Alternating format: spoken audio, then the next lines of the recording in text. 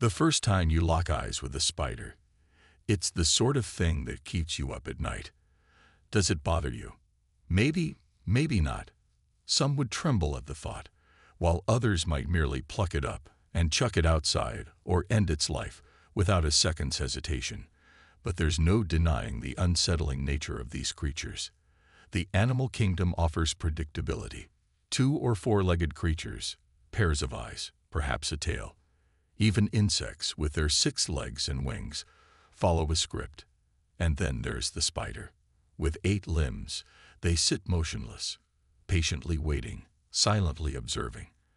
And when they move, their speed is unnerving. Lose sight of one, and you're suddenly sharing your space with an unseen lurking predator. Some spiders are so big that if you listen closely, you can hear the sound of their fangs grinding in anticipation. They don't rely on ears. Their bodies, covered in fine, needle-like bristles, catch sounds and vibrations. And their eyes, not entirely alien like those of a fly, are just familiar enough to send shivers down your spine. Look at them closely, and you can almost feel the weight of their multiple stares. Amid the gloom and dust, I coughed lightly, directing my flashlight beam around the dim corridor. Sparky, my voice, just a tad louder than a murmur, echoed. I gave a few long, low whistles, hoping to hear any sign of my missing companion. Nothing. A sudden sensation on my elbow made me jerk. Flashing my light, I discovered a spider's web, warm and adhesive, clinging to my skin. Repulsed, I yanked it off and hastily adjusted my army uniform. I began to wonder if my absence had raised any alarms back at the base. It had been merely an hour or so since my departure, but I hadn't notified anyone of my whereabouts. Sparky's misadventure had led me to this old, disused sewer system. He had fallen into an open manhole, a hazard I had laughed off previously when he'd narrowly escaped it. I had promised to seal it but never got around to it. Now, the weight of my negligence pressed heavily on my conscience. As I continued my search, the muted echoes of my calls for Sparky reverberated off the walls. These underground passages were disconcerting, even more so than I had anticipated. The only force propelling me forward was the dread of not having the fortitude to return if I left now. I couldn't ask for help. I was already the odd one out, being a woman in my unit. I wasn't going to hand them another reason to belittle me. Wiping the sweat from my brow, I delved deeper into the underbelly of the desert town. Soon, the path split into 2 diverging tunnels. Here in the deeper bowels of the underground, the webs took on a life of their own. Stretching like grotesque drapes, they extended from one side of the tunnel to the other, reflecting eerily in the narrow beam of my flashlight. Sparky. The urgency in my voice was evident. And then, a faint whine. Relief and anxiety battled within me. It sounded like him, echoing from the left. I picked up my pace, shoving through the unnerving webs. We had received briefings about the desert's arachnids, but no one mentioned these intricacies. Why weren't these webs above ground? I tried to reassure myself. Just like wasps, a spider's sting here won't be fatal. What would they even prey on in this desolation? I mustered up some courage and pushed the nagging thoughts aside. The dripping sound of water resonated, echoing from the metal pipes around me. A thirsty gulp escaped my throat, but there was no source to be seen. Only the omnipresent webs, dust, and sand. The atmosphere grew dense, almost suffocating. Yet Sparky's safety drove me forward. "Where are you, boy?" I whispered, trying to shake off the feeling of unease when my hand brushed against another web. Ahead, the main corridor was impeded by a mountain of debris. To the right, a narrow crack beckoned, while a wider gap presented itself to the left. Another whimper from Sparky anchored my decision. The resolve to find him led me through the shadows, into a chamber where webs blanketed everything, obscuring any sense of the room's true dimensions. Patches of piping jutted out, all coated with dust and the ubiquitous sand. The sound of dripping water intensified, echoing all around, yet it remained elusive. Taking a deep breath, I slashed through the webs with my knife.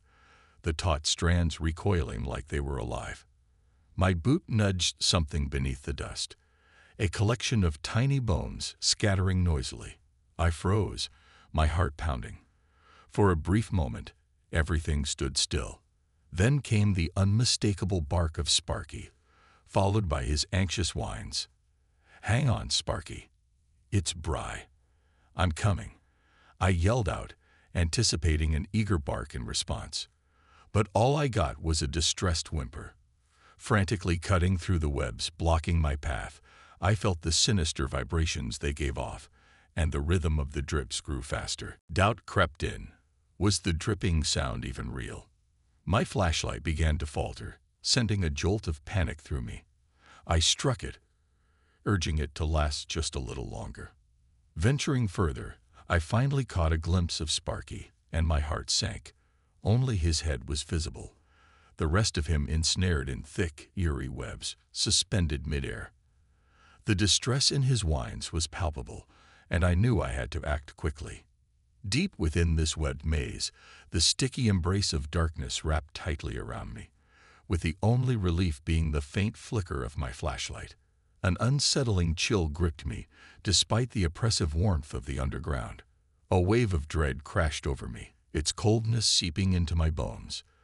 There wasn't any creature I knew of that could ensnare a large dog like Sparky. This was beyond comprehension. Could this be some twisted joke? I half expected someone to leap out from the shadows, declaring this all a hoax. My laughter, however, sounded out of place, an awkward response to the surreal surroundings. My flashlight's unsteady beam made my resolve waver, but Sparky's plight refocused my attention. "Hang on, buddy," I whispered, the weight of the situation rendering me unable to speak any louder.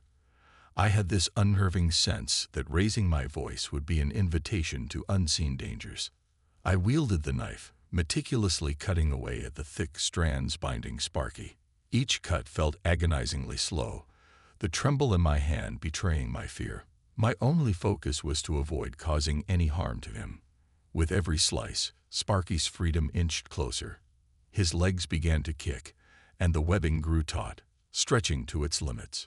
I assisted Sparky down, although patches of his fur remained trapped within the web's grip.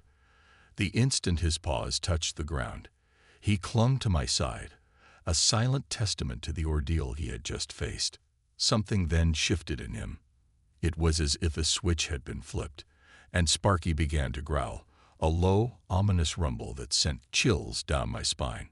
He barked, snapping his attention, and by extension, mine, to the right. Swinging the flashlight in that direction, my heart lodged in my throat.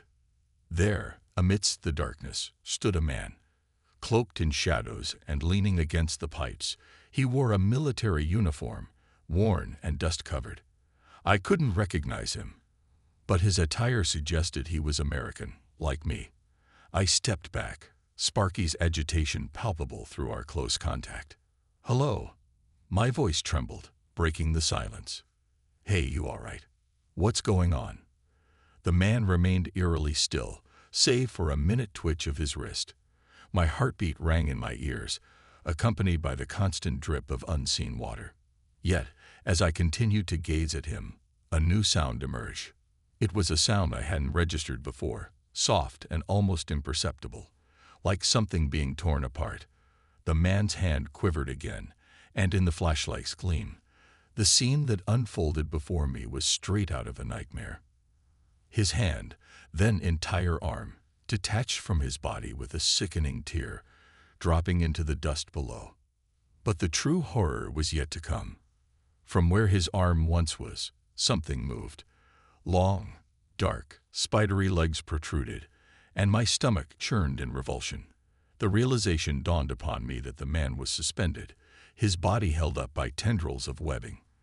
This change in his form caused him to rotate slowly, allowing me to see his face, or what remained of it, hanging grotesquely, revealing the depths of the horror in this subterranean abyss. Amidst the horror of the situation, I found myself rooted to the ground, unable to tear my eyes away from the horrific sight before me. The man's face was gone, replaced by a hollow cave that once was the front of his head. It was a sight that no human being should ever have to witness. Amidst my shock, the loud, aggressive barking of Sparky finally penetrated my consciousness. I realized he had been barking like this for a while now, in a way I had never heard him do before. My legs felt like jelly, but I forced myself to move, stepping back hesitantly, each footstep trembling and uncertain.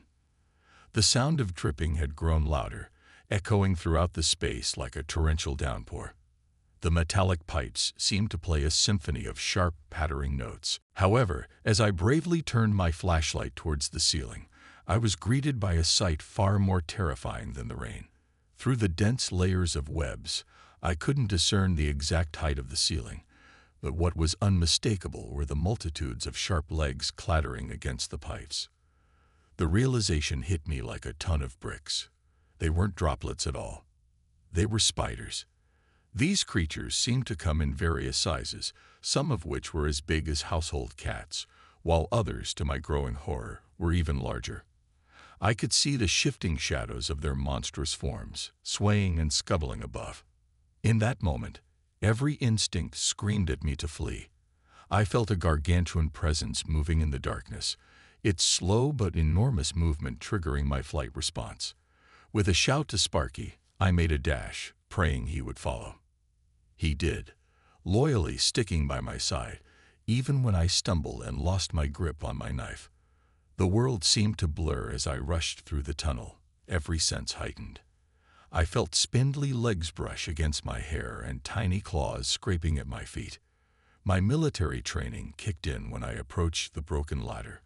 Harnessing the strength and agility instilled in me during my time in the army, I heaved Sparky up, helping him scramble to the top.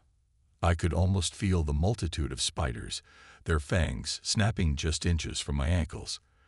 But I didn't dare to look, knowing that any momentary lapse in concentration might be my last.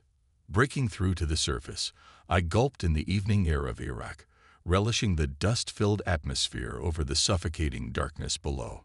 Remembering the can of gasoline I had seen earlier, I doused the opening, every droplet echoing my desperation.